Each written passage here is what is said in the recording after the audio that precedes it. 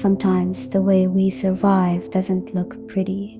Sometimes healing looks like chaos before it looks like peace.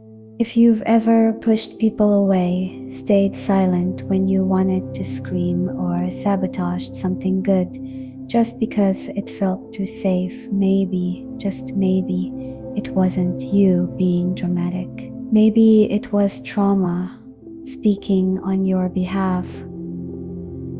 Welcome to Petunia Diaries, a soft, calming, feminine space where we rest, breathe, and our souls can just be.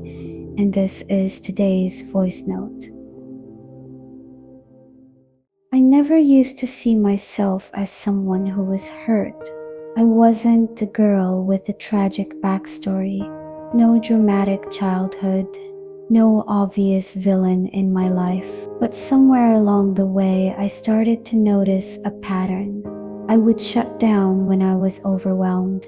I'd ghost people when I felt too loved. I'd get defensive when someone offered me kindness, like I had to earn it first. And the worst part, I'd blamed myself for all of it. Until one day I read this quote that stopped me cold. Not all trauma is loud.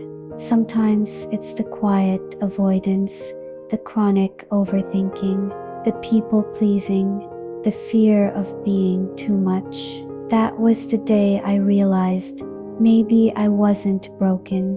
Maybe I was just trying to protect myself.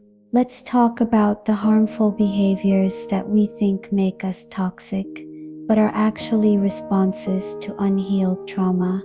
This episode is not about shame. It's about awareness, compassion, maybe a little bit of self-forgiveness. 1. Pushing people away before they get too close. You ever met someone who was kind to you, really kind, and your first reaction was to back away? I used to do that all the time. I'd convince myself they were too good for me, that they'd eventually leave, or see the mess behind the mask, so I'd sabotage it early, be cold, vague, unavailable. But here's what I learned. If your early experiences taught you that love is unsafe, then safety will feel like danger. That hit me like a train. So many of us learn to associate closeness with pain, abandonment, rejection, conditional love. So when someone shows up offering us softness, it feels suspicious. Our trauma whispers, "Don't trust this, stay in control." But healing is when we learn to stay, even when it's uncomfortable, especially when it's uncomfortable. 2. Being too independent or not asking for help. I was always the girl who handled things herself. Strong, capable, independent. People admired that about me. But behind the curtain, I was exhausted, isolated, and quietly drowning. I didn't realize that my hyper-independence wasn't strength, it was a trauma response. If no one was there for you when you needed help the most, you learn not to need anyone. It's protective, it's safe, but it's also lonely. Healing meant teaching myself that interdependence is not weakness. Asking for help doesn't make you needy, it makes you human. 3. People pleasing and being the nice girl. Let's talk about her. The girl who never says no, who over-apologizes, who feels guilty just for taking up space. Where did she come from? For me, it was childhood. Being praised when I was obedient, being punished emotionally when I wasn't. I learned that love was something I had to earn, that being agreeable was safer than being honest. If you had to betray yourself to be loved, you'll confuse self-abandonment with kindness. People-pleasing is self-protection disguised as compassion, but deep down, it's fear. fear of rejection, fear of being seen as too much, fear of being left. But you are not here to be digestible.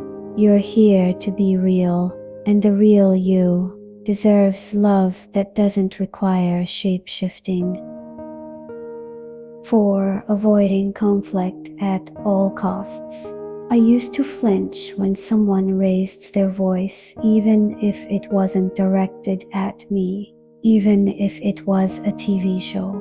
Conflict didn't feel like a disagreement, it felt like danger, like the ground beneath me was shaking. That's trauma. When you're raised in chaos, peace feels unfamiliar. Conflict feels catastrophic. I wasn't avoiding conflict because I was weak. I was avoiding being triggered.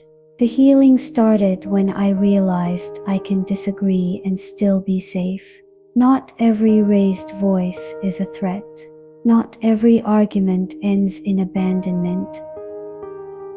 5. Shutting down emotionally, like going numb. Sometimes I just go quiet, not out of spite, but because the feelings are too much. If you've ever gone emotionally numb, not sad, not angry, just blank, it's not apathy. It's your brain trying to protect you. Dissociation isn't giving up. It's your mind hitting pause to survive. We don't talk enough about emotional shutdown as a trauma response, but it's real, and it doesn't mean you're cold or careless. It means you've been through more than most people will ever understand. 6. Control freak tendencies, needing a plan, over-planning the plan, freaking out if the plan changes. Control is comfort, because when your childhood was unpredictable or your safety was constantly threatened, control becomes your safety net. When nothing felt certain, you made sure you were. Healing isn't giving up control. It's learning to trust yourself, even when life isn't perfectly organized. 7. Attracting emotionally unavailable people. I used to fall for people who couldn't choose me. Charming, mysterious, distant. Why? Because emotional unavailability felt familiar. It mirrored the love I thought I had to chase. And deep down, chasing someone who wouldn't choose me felt like trying to fix a wound that wasn't mine to carry. You're not drawn to them. You're drawn to the feeling of being almost loved. Healing is walking away from almost and choosing certainty, safety, and softness instead, even if it's not as thrilling at first. 8. Overachieving to feel enough. Perfect makeup. Always hustling, always proving something. When you were made to feel like you had to earn your worth, achievement becomes your identity, but it never feels like enough. When your self-worth is tied to performance, rest feels like failure. That's not ambition. That's trauma in a power suit.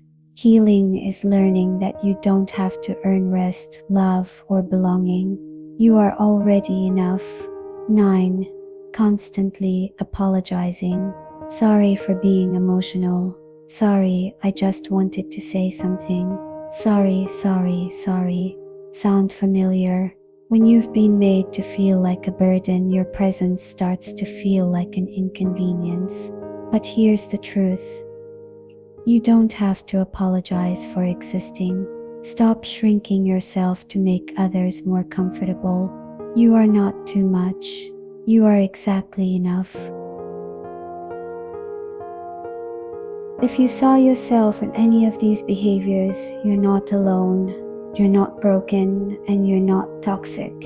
You're carrying things you didn't choose, and your body, your mind, they've been doing everything they can to protect you.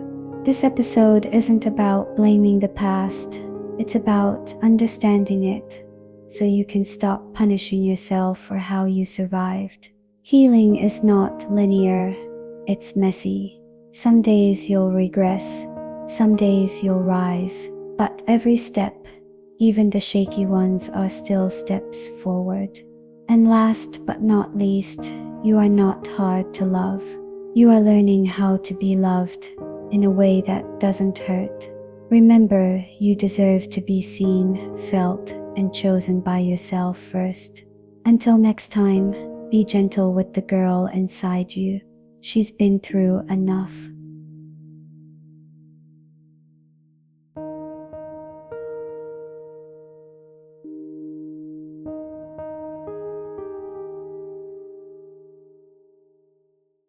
If this spoke to your heart, I would love for you to subscribe, leave me a little note in the comments, or just send some love. Your presence here is a gift, and I'm so grateful you chose to spend your precious time with me.